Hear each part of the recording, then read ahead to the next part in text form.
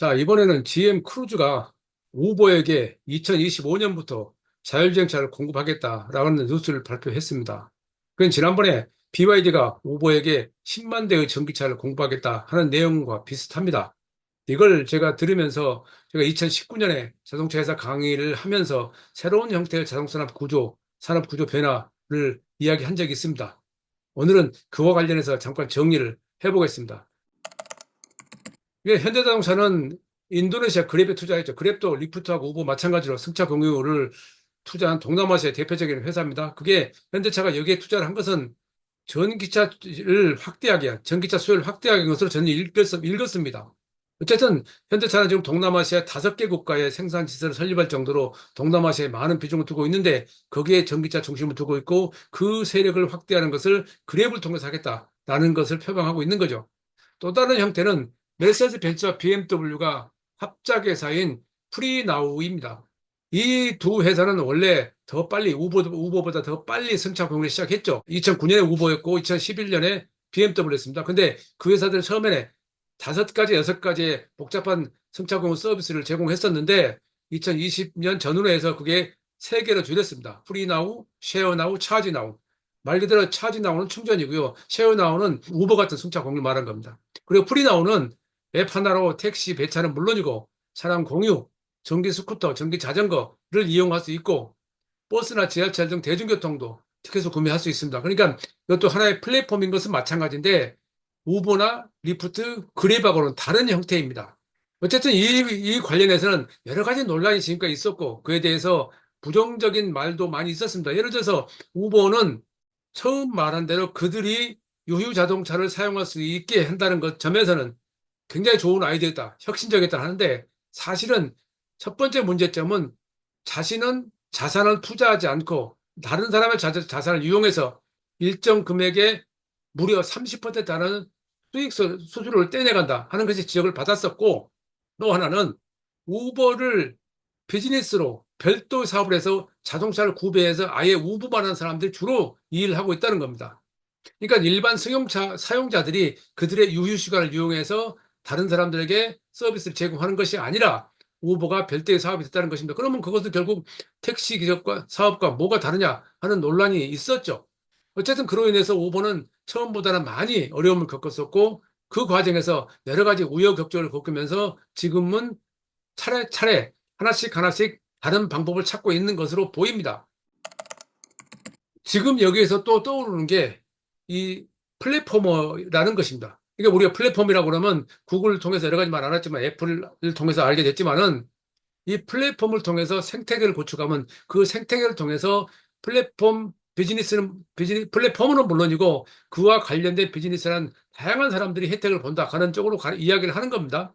이걸 바탕으로 디지추싱, 중국의 대표적인 승차 공유 회사죠. 디지추싱은 2018년에 토요타하고 폭스바겐, 보쉬, 컨티넨탈 등을 끌어들여서 공유 기업 연합을 설립을 했습니다. 이게 생태계를 좀 더 넓히겠다는 뜻이죠. 물론 여기에는 아까 말씀드린 대로 이 자동차 회사들의 제품을 이용할 수 있게 하는 그런 면도 포함되어 있겠죠. 그럼 이제 자동차 회사 입장에서는 그들의 제품을 승차 공유 플랫폼 회사에 팔 수 있다라는 그런 이윤도 생각을 할 수 있었겠습니다. 어쨌거나 그럼에도 불구하고 디지추싱은 자동차 회사가 아니라 5천 명의 엔지니어를 보유한 클라우드 전문가 집단이다. 우리식으로 표현하면 배달 서비스와 마찬가지죠. 우리는 배달 서비스 때문에 혜택을 많이 보고 있지만은 사실은 그 배달 서비스의 비용이 너무 비싸다는 불만이 나온 지는 어제 오늘이 아니죠. 저는 이게 좋다고 생각합니다만은 합리적이어야 되죠. 누구나 인정할 수 있는 수익을 또 수수료를 가져가고 그래서 사용자하고 이용자가 또 사업자가 같이 윈윈을 있어야 되는데 지금은 예를 들어서 클라우드 전문가 집단 그러니까 플랫폼들을 하고 가운데서 음식을 만들어서 판매하는 사람하고 실제 그 음식을 이용하는 사용자하고 과연 누가 이익인가에 대해서는 따져봐야 될 것입니다. 물론 그로 인해서 크게 비즈니스가 확대 대상을 할 수 있겠지만은 과연 그것이 옳은가에 대해서는 좀 더 우리가 전문적으로 또는 구체적으로 짚어봐야 필요가 있다는 생각입니다. 어쨌든 이 승차 경우의 현 시점에서의 쟁점은 크게 3가지로 요약을 할 수 있습니다. 첫 번째, 이게 합법적이냐 하는 겁니다. 이게 택시를 우리가 이용하지만 택시 운전자들은 대부분 다 교육을 받고 면허를 받고 그러해서 우리들이 안전하게 그 택시를 이용할 수 있다라는 게 기본적인 합의였죠. 그런데 우버 운전자들은 그게 없어요. 그냥 개인 면허만 있으면 됩니다. 어떤 법적인 혜택도 없고 그 규제도 없어요. 그렇게 시작했습니다만은 미국은 합법으로 인정을 했고 여러 가지 나라마다 다양한 상황이 벌어지고 있습니다. 그리고 디디 추싱이 그 사용자들이 살해당하는 등 다양한 사고가 발생한 것을 통해서 여러 가지 부작용들이 일어나고 있는 것도 문제가 되죠. 또 하나는 운전사의 고용성입니다. 운전자가 과연 노동자냐 사용자냐. 미국 캘리포니아주에서 이에 대해서 2015년에 노동자다, 우버가 고용한 노동자다는 판결을 내린 적이 있고요. 미국은 주마다 다 다르기 때문에 미국 전체가 그렇다고 평가가 안 되어 있죠. 워싱턴주, 저쪽에, 워싱턴 DC가 아니라 워싱턴, 시애틀에 있는 워싱턴주에서는 노조 결정권을 인정하는 판결을 내리기도 했습니다. 그에 대해서 당시 우버는 그건 우리는 기획 노동자들이 사용하는 것이다라고 말을 하는 거죠. 기획 노동자는 상황에 따라서 이 일도 하고 저 일도 하고 내 시간에 남는 거에 따라서 여러 가지 프리랜서로 일을 할 수 있다는 건데 듣기에는 굉장히 좋게 느껴지지만 사실은 이와 관련해서 미국에서는 다양한 서적이 나왔고 논문이 나왔고 그래서 노동권이 착취당하고 여러 가지 부작용이 있었다는 이야기가 나오고 있습니다만은 그렇게 우리나라에서는 그에 대해서는 그렇게 큰 관심을 두지 않는 듯 합니다. 또 하나는 자동차 산업 구조와 구조 변화하고 판매가 감소한다는 그런 지적이 있었습니다. 그래서 이 나중에 자율주행차가 된다면 그건 좀 먼 미래가 되겠지만 어쨌든 된다고 가정했을 경우에 이 승차 공유 서비스 업체들이 자율주행차를 구매를 해서 그 자율주행차를 가지고 서비스를 했을 경우에 일반 사용자들은 자동차를 구매하지 않고 집에 주차장도 필요가 없는 상황에서 이 승차 공유 서비스만으로 내가 이동할 수 있다라는 그런 개념인데 어쨌든 그게 가능성 여부를 떠나서 그렇게 된다면은 자동차 산업이 판매가 줄어들 것이 아니냐는 얘기가 있었죠. 이와 관련해서도 아직은 확실한 논리가 없는데 다만 2019년에 미국의 한 교수가 그에 대해서 승차 공유 서비스는 자율주행차를 이용했을 경우에 그 고가의 자율주행차 비용 때문에 수익성이 없다는 것을 중심으로 한 논문을 발표하기도 해서 우버는 사업성이 없다라고 주장한 적이 있었죠. 뭐 그 이후로도 어쨌든 우버는 전 세계적으로 뭐 출시를 시도하면서 여러 가지 벽에 부딪혔고 그 다양한 방법 전환을 가져 방향 전환, 전략 전환을 통해서 지금 새로운 길을 가고 있는 상황입니다. 어쨌든 그러면서 또 다른 형태가 진행되고 있습니다. 앞서 맨 모두에 말씀드렸듯이 BYD가 우버에게 전기차를 공급한다. GM 크루즈가 우버에게 자율주행차 공급한다. 그거 말고도 튀르키예 카산이라고 하는 버스 업체는 레벨 4 자율주행 버스를 스위스 아본시에 공급한다. 생산자와 공급자가 다른데 그 아본시에서 차를 받아서 운행하는 사업자는 사용자들하고 직접적인 관련이 있죠. 그러니까 사용자들이 자동차 회사를 통해서 일을 하는 게 아니라 다른 서비스 업체가 있다는 겁니다. 이게 이제 좀 복잡한 얘기일 수 있는데 다음 페이지 쪽에 설명을 드리겠는데 또 하나는 미국 뉴욕에서는 2030년까지 승차 공유차를 모두 전기차로 바꾸겠다. 또 하나 휠체어 접근 가능 차로 바꾸겠다. 이렇게 작년 8월 달 발표했습니다. 다시 말해서 전기차로의 전환도 승차 공유 서비스를 통해서 이루어질 수 있다라는 얘기입니다. 뉴욕에는 승차 공유차가 우버 리프트 합해서 7만 8천 대 가량 된다고 합니다. 그게 모두 전기차로 바뀐다. 지금은 5%도 안 됩니다. 그거 바뀐다 하면 상당히 큰 성과가 될 수 있겠죠. 또 우버는 유럽에서 2025년까지 10만 대 이상의 전기차를 운영하고 2030년까지는 전부 무탄소 전기차를 바꾸겠다라고 하는 계획을 발표했습니다. 실현 여부를 떠나서 어쨌든 이런 것들이 우버라는 브랜드에 대해서 미치는 영향이 있겠죠. 또 하나 전 세계 47개 자율주행차 회사 중에서 17개 회사가 로봇택시를 운영하고 있습니다.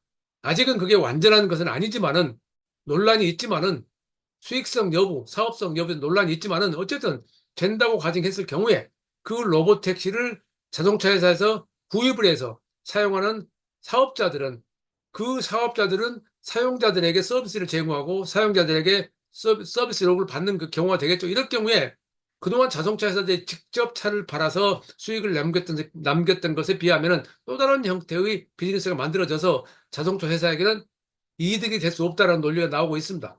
어쨌거나 이런 복잡한 상황이 이어지면서 전기차하고 자율주행차, 모빌리티 서비스는 서로 영향을 미치면서 새로운 형태로 지금 발전하고 있는 것으로 읽힙니다. 물론 이 역시 이렇게 되면 잘 되겠다 하는 긍정적인 그런 전망이라고는 할 수 없죠. 두고 봐야죠. 세상에는 생각이 다른 사람이 많고요.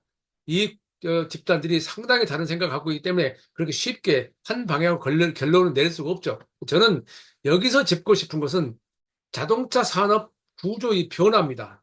자, 왼쪽의 그림에 보시다시피 지금까지 자동차 산업은 부품 업체들을 통해서 부품을 받아서 완성을 해서 조립을 해서 소비자에게 판매해서 그 과정에서 엄청난 부가가치를 높였죠. 그러니까 티어 3라고 하는 것은 예를 들어서 볼트 너트 같은 기본적인 부품을 생산하는 회사고 티어 2는 그런 기본적인 부품을 약간의 큰 모듈로 만드는 회사고 그리고 티어 1은 이런 모든 것들을 다 받아서 큰 시스템, 큰 모듈로 만들어서 자동차에서 납품을 합니다. 그러니까 자동차 회사는 쉽게 말하면 어셈블리 컴퍼니, 조립 회사입니다. 어쨌든 그럼에도 불구하고 자동차 회사는 개발하고 생산하고 판매하고 마케팅을 모두 장악을 해서 그 과정에서 소비자들과의 직접 대면에서 소비자들로부터 엄청난 이득을 올렸죠. 부가가치를 올렸죠. 그게 과거의 자동차 산업의 형태였습니다. 그런데 지금은 약간 바뀌어 있습니다. 이 부품 회사가 있는 건 마찬가지인데 그 가운데 배터리 업체가 끼어들었고 전기 모터 업체도 있었고 반도체 업체도 있고 소프트웨어 업체도 있습니다. 또 이런 것들을 모두 받아서 시스템을 만들어서 자동차에서 납품하는 업체가 생겼습니다. 이거 복잡해지는 내용이죠. 이게 좀 우선 자주 말씀드리지만 배터리는 자동차 생산 원가의 대당 40%, 30% 비용을 차지합니다. 반도체 소프트웨어는 많게는 30% 차지합니다. 그러면 보수적으로 두 가지 업체가 두 가지 비즈니스가 약 60%의 생산 원가를 차지한다면 완성차 회사는 40% 가지고 살아남아야 됩니다. 어떻게 될까요? 이 문제가 지금 상당히 큰 이슈가 돼 있는 상황이고요. 어쨌든 그 한 단계 더 나가서 시스템 공급업체는 이 반도체하고 전자산업에서 소프트웨어에서 이점을, 장점을 살려서 더 높은 부가가치를 그들이 가지고 자동차에서 납품을 하는 그런 시대가 됩니다. 그럼 자동차에서는 그동안에 아직까지는 소비자들에게 직접 판매하는 그런 구조로 되어 있지만은 이것이 어떻게 바뀔 것이냐에 대해서 고민을 해야 되는 상황입니다. 그러니까 이걸 다시 최종적으로 정리를 하게 되면은 미래에는 이런 형태로 바뀐다라는 것입니다. 아래쪽에는 큰 차이가 없어요. 근데 중간에 AI하고 반도체에서 끼어들었고 가장 중요한 것은 자동차 회사하고 소비자 사이에 승차 공유 업체 등 서비스 업체가 끼어들었다는 겁니다. 다시 말해서 그동안 자동차 회사들이 소비자들과 직접 대면서 독보적으로 수익성을 창출했던 그 수익원을 승차 공유 업체가 가져간다는 것입니다. 이게 그렇게 간단한 문제는 아닙니다. 이건 제가 앞서 말씀드렸듯이 2019년에 자동차에서 강의를 하면서 앞으로 자동차 회사들의 구조가 이렇게 바뀔 가능성이 있다라고 강의를 한 적이 있는데 그로부터 한 5년 지난 지금에서야 새삼 이런 뉴스를 다시 제가 떠올리게 되네요. 뭐 이건 저 혼자만의 얘기가 아니었고 전 세계 많은 저와 같은 일하는 자동차 전문 기자들이 언급했던 내용을 합니다만은 어쨌든 자동차 산업 구조는 지금까지는 여러 다른 형태로 가고 있는 것만은 사실인 것 같습니다.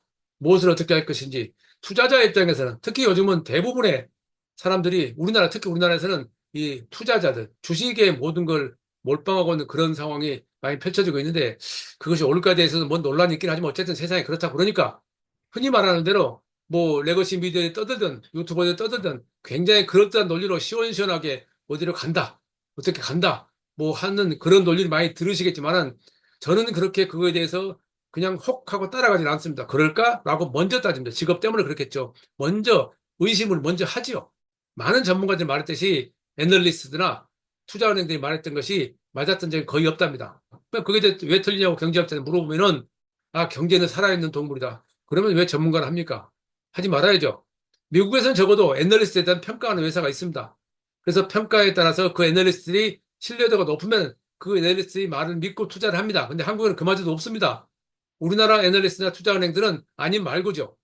그럼에도 불구하고 그들은 최근 들어서 다양한 굉장히 긍정적인 뉴스를 많이 생산합니다. 그러면서 무조건 미래지향적 얘기를 합니다. 그건 맞다고 생각합니다. 방향성은 맞다고 생각합니다. 그러나 그것이 그렇게 빠른 속도로 그들의 논리대로 가지는 않았던 것이 지금까지 보여왔던 현실이었습니다. 최영수의 글로벌 인사이트. 다음 시간에 뵙겠습니다.